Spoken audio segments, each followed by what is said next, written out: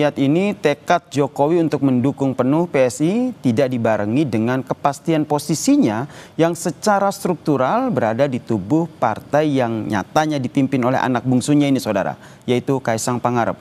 Lalu apakah dukungan Jokowi ini bisa jadi magnet bagi PSI untuk menarik simpatisan dan juga partai politik lain untuk menjadi kawan, dan bagaimana pula membaca sikap politik dari Prabowo dan juga Gerindra terhadap PSI dan juga Jokowi? Apakah akan menjadi kawan atau justru saingan di 2029 nanti? Kita membahasnya bersama dengan juru bicara PSI, Mas Ali Muthahirin, dan juga analis politik yang juga Direktur Eksekutif Lingkar Madani, Bang Ray Rangkuti. Selamat petang, Mas Ali. Selamat petang, Bang Ray. Ya, selamat petang. Saya ke Mas Ali dulu nih. Jokowi mendukung tapi belum pasti masuk struktural PSI. Emang benar ya ini sampai saat ini belum masuk struktural? Ya, terima kasih. Selamat petang semuanya. Bahwa sampai hari ini selesai kongres kemarin, memang secara definitif Bapak Jokowi belum resmi masuk sebagai struktur partai, apakah di Dewan Pembina atau yang lain. Tapi menurut kami sebagai kader PSI seluruh Indonesia, ketika beliau memberikan spirit perjuangannya di nasihat kebangsaan, di pembukaan kongres, itu memberi semangat bagi kami bahwa sudah ada ikatan batin bagi kader PSI seluruh Indonesia dengan Bapak Jokowi, sehingga itu penting bagi kami untuk memperkuat semangat kami, semangat perjuangan kami. Bergabung atau tidaknya Pak Jokowi itu bagi kami cukup ketika beliau sudah mendeklarasikan dua kalimat yang menurut kami bahkan sebagian peserta kongres sampai meneteskan air mata ketika beliau mengatakan full mendukung PSI dan bekerja keras untuk PSI. Itu bagi kami cukup. Jadi tidak masalah ya? Bahwa Bapak Jokowi full mendukung kami itu bagi kami cukup. Soal beliau nanti bergabung apa tidak, tentu kami sangat bersyukur kalau beliau bergabung, tapi tentu keputusan akhir adalah ada di beliau begitu. Oke, jadi tidak ada soal, yang penting dapat dukungan meski tidak masuk dalam struktural PSI. Bung Ray melihatnya ataupun menilainya seperti apa? Ini 100% mendukung atau masih setengah-setengah kalau tidak masuk dalam struktural PSI? Kalau mendukung udah pasti 100% mendukung ya, sampai Pak Jokowi kemudian nanti berlabuh ke partai politik yang lain. Jadi selama Pak Jokowi tidak berlabuh ke partai politik manapun, ya konsentrasinya adalah membesarkan PSI, meskipun tidak harus masuk ke dalam struktur PSI. Nah, pertanyaannya, kenapa tidak masuk ke dalam struktur PSI saja? Saya kira ada dua pertimbangannya ya. Pertama, pertimbangan citra, dan yang kedua adalah pertimbangan strategi gitu ya. Pertimbangan citra itu kalau misalnya pada akhirnya Pak Jokowi berlabuh ke PSI, dalam struktur apapun di PSI, itu justru akan membuat nama PSI agak tercoreng. Kalau mereka mengubah tagline dari partai solidaritas apa begitu menjadi partai super terbuka gitu, tetapi anak dan ayah bercokol di dalamnya, itu sedikit banget akan menciderai citra yang mereka bangun ya. Nah itu menurut saya itu perlu dipikirkan oleh mereka. Bisa-bisa jadi nanti akan jadi bahan olok-olok publik ya, yang merasa apa namanya itu ya, tagline partai terbuka ya, partai anti dinasti gitu ya, kali pertama dalam sejarah partai politik melakukan one man one vote di dalam pemilihannya, macam-macam dan sebagainya. Jadi citranya akan terganggu. Oke, citranya akan terganggu begitu menurut Anda ya, Bung Ray ya. Nah, kalau kita lihat dalam kongres PSI kemarin, yang kedua adalah soal strategi. Strateginya apa?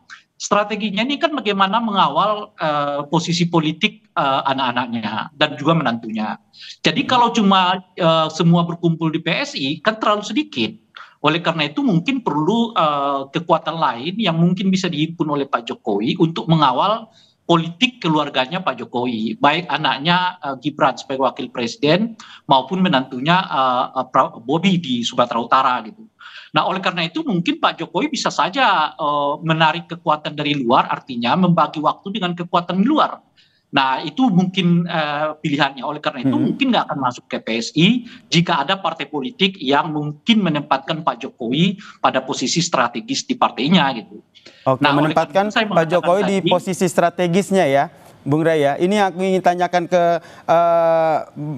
Bung Ali ini, Mas Ali. Mas Ali, nanti posisi strategis dari PSI sendiri apakah memang sejauh ini sudah menyiapkan gitu posisi strategis untuk Jokowi kalau nanti Jokowi nanti akan masuk dalam struktural PSI? Karena kalau kita lihat tidak hanya Joko Widodo begitu yang memberikan dukungannya, Presiden Prabowo juga memberikan dukungannya nih untuk PSI pada Kongres kemarin.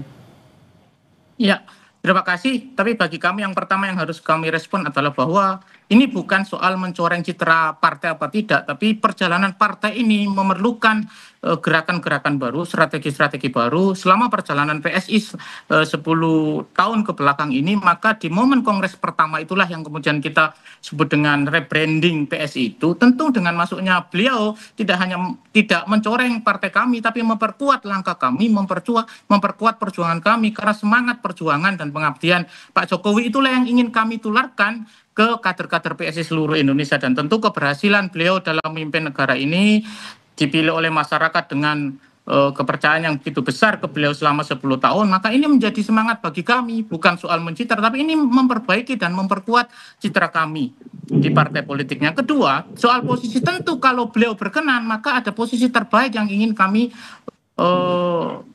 sediakan, tentu di Dewan Pembina yang kemarin hasil kongres adalah mengamanatkan struktur Dewan Pembina yang diisi oleh Ketua Umum, Sekjen, dan Dewan Pendiri serta perwakilan DPW itu yang nanti akan menggodok siapa Dewan Pembina yang akan disusun dan de facto de jure menjadi Dewan Pembina di Partai PSI. Nah, ke depan juga begitu, bahwa soal beliau nanti bergabung apa tidak, saya sampaikan di awal tadi bahwa semangatnya sudah ditularkan kepada kader-kader kami di PSI. Soal nanti kapan beliau akan bergabung, itu akan kami serahkan kepada beliau begitu. Yang jelas pernyataan Joko Widodo sudah pasti ya mendukung penuh PSI begitu. Nah, Bung Rey, yang menarik adalah kalau kita lihat pada saat Kongres PSI ini tidak hanya dukungan dari Presiden ke-7 Joko Widodo begitu, tapi Prabowo juga menyampaikan dukungannya, menyatakan bahwa gajah itu adalah hewan kesayangan saya. Tapi di sisi lain, keesokan harinya Prabowo juga menyatakan bahwa PDIP ini adalah kakak adik begitu dengan Gerindra. Anda membaca posisi pernyataan dari dua pernyataan Presiden Prabowo ini seperti apa? Ya, satu basa-basi tentu saja kan. Masa di depan kader-kader PSI Pak Prabowo mengatakan PDI kawan saya loh, kan enggak. Pasti memuji-muji ya gajah apa dan sebagainya gitu ya. Meskipun yang dikasih bintang 4 bajunya itu adalah kucing ya, bukan gajah ya. Nah, jadi itu aja udah agak kontradiktif ya. Memang binatang kesayangan Pak Prabowo itu gajah. Tapi kucing lah yang dikasih baju bintang dengan bintang 4 kan, gitu misalnya gitu. Lalu biasanya mengatakan saya kakak adik gitu. Nah, jadi kalau dengan PDI Perjuangan gitu. Jadi kalau kita buat dalam bahasa yang simple, ya tentu PSI itu kawan, ya kan. Tapi PDI Perjuangan itu saudara kata Pak Prabowo. Nah, tinggal di ini aja, dilihat aja dalam konteks sosial. Dalam konteks sosial itu kawan apakah lebih penting dari saudara? Nah, itu dia kan. Jadi kalau PSI itu kawan, nah tapi PDIPRI itu adalah saudara. Nah, di dalam tradisi kita ya saudara tentu jauh lebih diutamakan daripada kawan. Ini apakah bisa dibaca Prabowo lebih nyaman dekat ke PDIP karena lebih dianggap saudara ketimbang PSI yang kata Anda ini kawan? Ya, ada dua pertimbangan, dan pertimbangan historis dan pertimbangan masa depan. Pertimbangan historis ya jelas, yang memperkenalkan Pak Prabowo ke Pak Jokowi juga adalah Ibu Mega. Jembatannya itu Ibu Mega. Pak Prabowo belum tentu mau ketemu dengan Pak Jokowi kalau tidak dijembatani oleh Ibu Mega. Jadi hubungan itu nggak mungkin dihapus begitu saja oleh Pak Prabowo.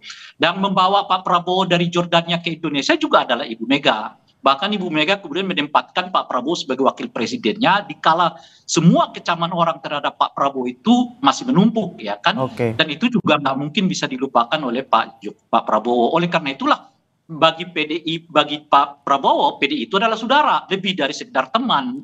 Kalau PSI itu teman, PDI Perjuangan itu adalah saudara. Itu pertama. Nah, yang kedua, kepentingan masa depan. Tentu berteman ya dalam pengertian politik atau bersaudara dalam pengertian politik dengan PDI itu akan jauh lebih menguat, lebih kuat, lebih bagus, lebih strategis dibandingkan dengan partai-partai yang lain.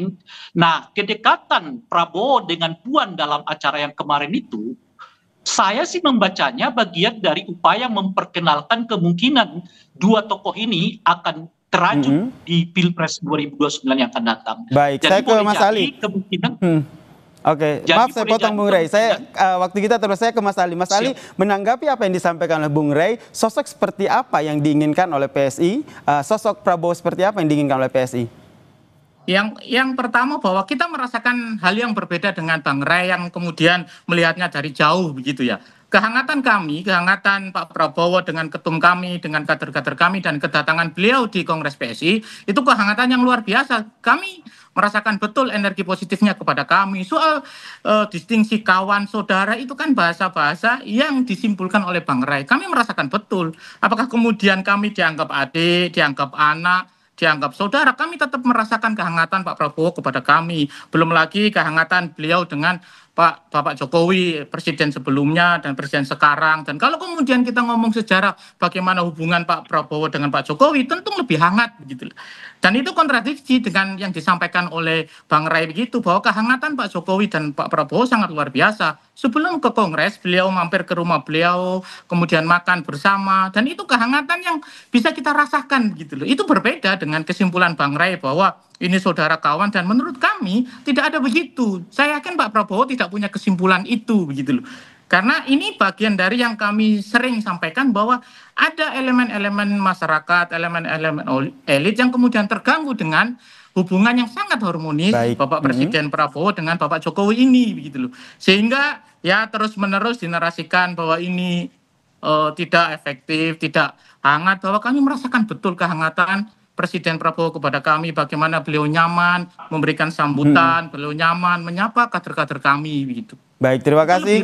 Daripada hanya kemudian kesimpulan bahwa ini kawan lebih baik, kawan ini kastanya lebih baik dari saudara, tidak. Yang jelas yang lebih tahu tentunya dari Jokowi dan juga Prabowo-nya ya, menempatkan PSI dan juga menempatkan PDIP seperti apa begitu.